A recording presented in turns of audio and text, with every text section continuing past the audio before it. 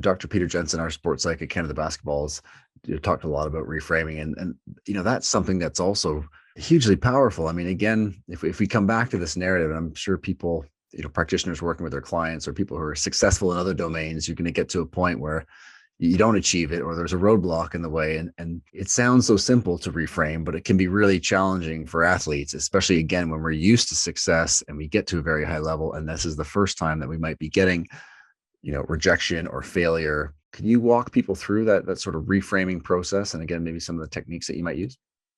Sure. I mean, so I think the first thing that's really important to note that you've hit on too is to just remember that this is a skill, right? So like anything, you don't just show up to the championship game with no practice and hope that you score 40 points, right? Like you got to put in the work, and mental skills and mental training is no different. And so, when you get to those big moments, the more practice you have, subtly reframing events in your everyday life, I think it can really make a big difference.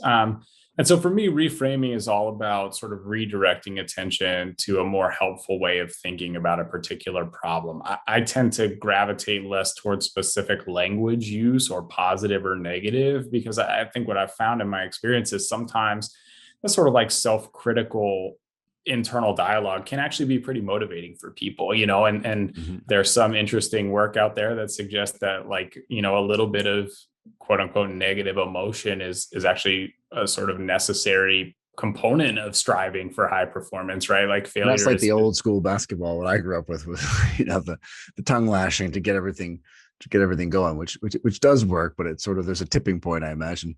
yeah, I don't want that for everyone, right? And so I think my argument would be for a more nuanced approach, right, Yeah, and a for little sure. bit of individualization there. But I Yeah. do think there are some people that it does work to sort of, have the internal dialogue be, a little bit more kind of critical sounding, if you will. But I think a few things are relevant here. So the first is putting the experience into perspective, right? I think that's a really helpful one. So if I even go sort of out of the sport domain and think about my work with college students, Mhm. failing an exam in the moment feels like a huge experience. Yeah. I can honestly say 10 years later, not a single person I've ever met has ever asked me about That any exam I exam. had.